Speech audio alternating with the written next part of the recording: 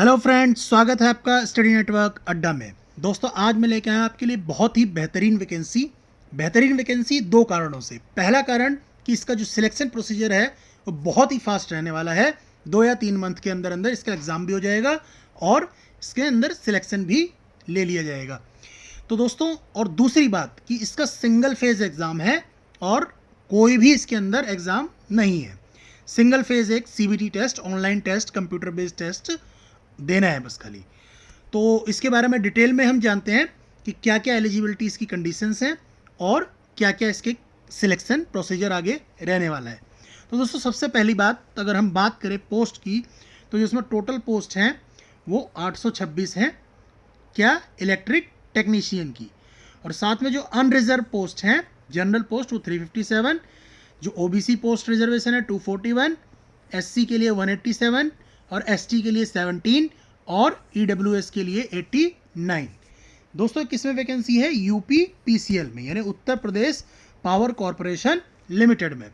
और इसके अंदर क्या क्या जो एलिजिबिलिटी क्राइटेरिया है उसके बारे में हम देखते हैं कि क्या क्या इसमें डॉक्यूमेंट कौन कौन से चाहिए हमें।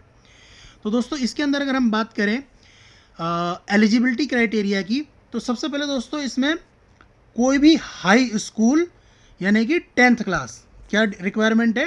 10th क्लास प्लस साथ में साइंस एंड मैथ्स, यानी कि आपके 10th स्टैंडर्ड में साइंस और मैथ, ये 2 सब्जेक्ट होने चाहिए 10th क्लास में, ठीक है। और दूसरी बात यह है कि इसके साथ साथ आपके पास जो है एक आईटीआई में डिप्लोमा होना चाहिए, इलेक्ट्रीशियन का या इलेक्ट्रिकल का, या ये जो प्रधानमंत्री कौशल विकास योजना के अंदर जो कोई सर्टिफिकेट अगर इलेक्ट्रॉनिक्स में किया हो तो।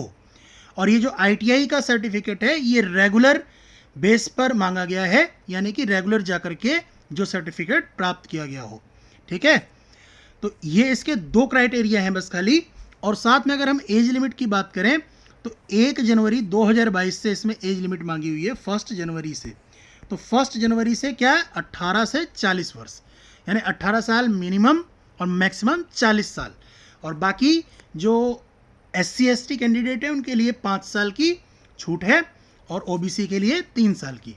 तो इस हिसाब से इसकी एज की हमने बात कर ली। अब हम इसमें आगे बात करते हैं कि इसके अंदर इसकी एप्लीकेशन फ़ीस क्या रहने वाली है। दोस्तों, इसकी एप्लीकेशन फ़ीस जो है वो अगर SC ST कैंडिडेट है, यानी कि SC या ST कैंडिडेट है, तो उसकी 826 रुपये है। और अगर बाकी जितने भी बच गए जनरल OBC उनके लिए या EWS उनके लिए 1180 रुपये फ़ीस रहने वाली एप्लीकेशन फ़ीस, ठीक है दोस्तों। और इसके साथ जो बैंक का चार्ज है पेमेंट का वो अलग से है। तो दोस्तों, ये फ़ीस नॉन रिफंडेबल है, मतलब यानी अगर पेमेंट कर दी तो वापस नहीं होगी, ठीक है दोस्तों। तो ये 2 बातें याद रखनी है, SC ST के लिए 826 और जो जनरल कैंडिडेट हैं वो 1180। अच्छा, इसमें एक बात और है कि SC ST की जो फीस रिलैक्सेशन मिलेगा ये अगर खाली जो यूपी के मूल निवासी हैं जिनके पास अपना डोमिसाइल सर्टिफिकेट है उन्हीं को मिलेगा, और इनमें रिलैक्सेशन नहीं मिलेगा। तो अगर कोई अदर स्टेट से अप्लाई कर रहा है तो उसको 1180 रुपये जनरल कैंडिडेट वाली देनी पड़ेगी। साथ में दोस्तों जो फीस है इसकी वो net banking, debit card, credit card या स्टेट बैंक ऑफ इंडिया के चालान के माध्यम से भी जमा होगी। मतलब दोनों ऑप्शन इसमें अवेलेबल हैं, ऑनलाइन एंड ऑफलाइन पेमेंट के लिए। ऑनलाइन भी हो सकता है और SBI का चालान करा के आप स्टेट बैंक ऑफ इंडिया के ब्रांच में जा करके ऑफलाइन चालान भी जमा कर सकते हैं। तो दोनों ही ऑप्शन हमारे पास इसमें अवेलेबल है। अब अगर हम बात करें इसमें आगे कि कौन कौन से डॉक्यूमेंट्स की बात करें, तो डॉक्यूमेंट दोस्तों अभी तो नहीं देना, लेकिन बाद में जो डॉक्यूमेंट अपना EWS या कास्ट सर्टिफिकेट या जो भी हमारी 10th के या डोमिसाइल सर्टिफिकेट, ये सब बाद में जब सिलेक्शन प्रोसीजर हो जाएगा, यानी एग्ज़ाम के बाद जब मेरिट लिस्ट तैयार होगी तो हमें ये डॉक्यूमेंट दिखाने पड़ेंगे। फिलहाल दोस्तों इसमें डॉक्यूमेंट दिखाने की ज़रूरत नहीं है, ठीक है दोस्तों। अच्छा, इसके बाद इसमें हम बात कर लेते हैं इसमें सिलेक्शन प्रोसीजर क्या रहने वाला है। तो दोस्तों, सिलेक्शन प्रोसीजर की अगर हम बात करें तो सबसे पहले चयन एक ऑनलाइन लिखित परीक्षा होगी, कंप्यूटर बेस्ड टेस्ट होगा। और इस कंप्यूटर बेस्ड टेस्ट के 2 पार्ट होंगे, मतलब ठीक है। टोटल 3 घंटे का एग्ज़ाम होगा, 3 घंटे का एग्ज़ाम टोटल होगा, जिसमें हमारा जो फर्स्ट पार्ट है वो नाइलिट का जो CCC कोर्स होता है, यानी कंप्यूटर का जो बेसिक कोर्स होता है, उसके बेसिक कोर्स के हिसाब से क्वेश्चन आएंगे, जिसमें 50 प्रश्न होंगे। टोटल 50 क्वेश्चन कंप्यूटर के होंगे और हर प्रश्न 1 नंबर का होगा, यानी टोटल 50 अंकों की ये परीक्षा होगी। और साथ में इसमें दोस्तों नेगेटिव मार्किंग है 1/4 की, यानी अगर गलत उत्तर देते हैं तो 1/4 की नेगेटिव मार्किंग है। उसके बाद दोस्तों इसमें जो सेकंड पार्ट है, और एक खास बात और है कि जो पहला पेपर होगा कंप्यूटर वाला, उसके अंदर कम से कम 20 अंक प्राप्त करना अनिवार्य है, यानी कि मिनिमम आपको 20 मार्क्स तो प्राप्त ही करना है, तभी हम सेकंड पेपर में बैठ सकते हैं। अदरवाइज जो सेकंड पेपर है उसके मार्क्स को चेक ही नहीं किया जाएगा अगर फर्स्ट पेपर के ये कम से कम 20 मार्क्स जो मिनिमम है वो प्राप्त नहीं किए तो। उसके बाद दोस्तों हम बात कर लेते हैं कि अच्छा, एक बात और है कि जो कंप्यूटर जो है इसका टेस्ट क्वालिफाइंग है ओनली, इसके मेरिट लिस्ट में इसका कोई असर नहीं होगा, यानी कि सिलेक्शन प्रोसीजर जो होगा वो सेकंड पार्ट जो पेपर का होगा उसके बिहाफ पे होगा, फर्स्ट पार्ट ओनली क्वालिफाइंग है।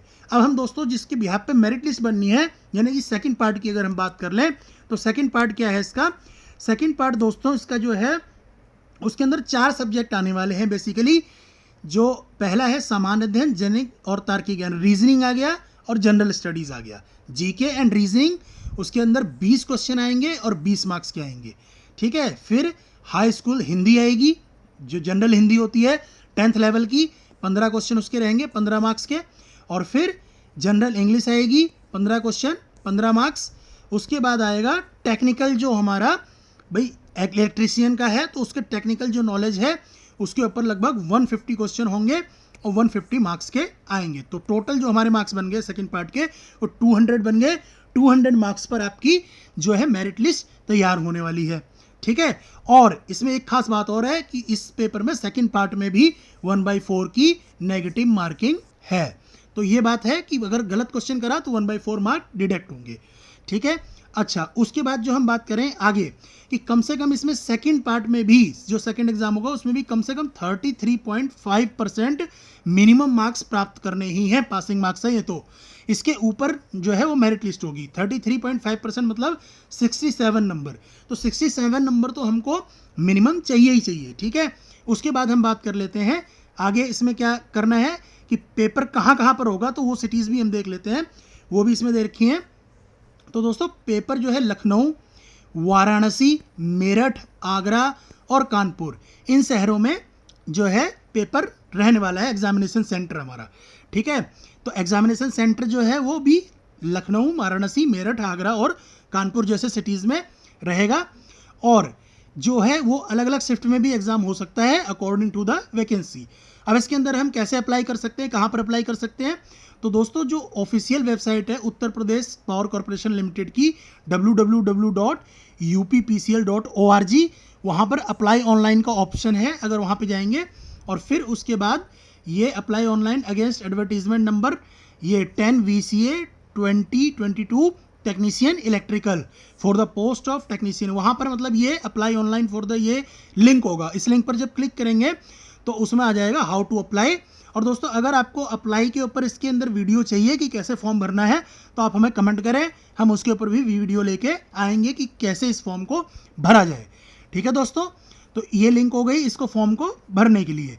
अच्छा, एडमिट कार्ड दोस्तों आपको कहाँ से मिलेगा?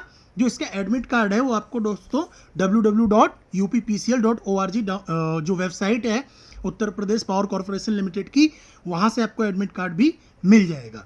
तो ये बात हो गई दोस्तों। और इसका एग्ज़ाम लगभग नवंबर में है, मिड नवंबर में या लास्ट नवंबर के लास्ट वीक में हो सकता है, और उससे पहले आपके 10-15 दिन पहले तक एडमिट कार्ड आ जाएंगे। तो दोस्तों बहुत ही फास्ट सिलेक्शन प्रोसीजर इसका रहने वाला है, ठीक है दोस्तों। अब हम इसमें जो इम्पोर्टेंट डेट्स हैं अगर उनकी बात करें तो जो इम्पोर्टेंट डेट है वो हमारे पास है ऑनलाइन आवेदन पत्र की पूर्ण करने की तिथि है, यानी 27 सितंबर 2022 से ही फॉर्म भरे जाने लगे हैं और 19 अक्टूबर तक ये फॉर्म भरे जाएंगे। और पेमेंट करने की जो ऑनलाइन पेमेंट करने की डेट है वो 27 से 19 अक्टूबर तक ही है। और अगर चालान के थ्रू पेमेंट करते हैं तो 27 से 21 तारीख तक पेमेंट 21 अक्टूबर तक की जा सकती है। और अभी जो पेपर होने की संभावित तिथि है यानी कि एक्सपेक्टेड जो डेट है ऑफ एग्ज़ाम वो नवंबर के last week 4th week of the November, यानी लास्ट हफ्ते में नवंबर के एग्ज़ाम हो जाएगा।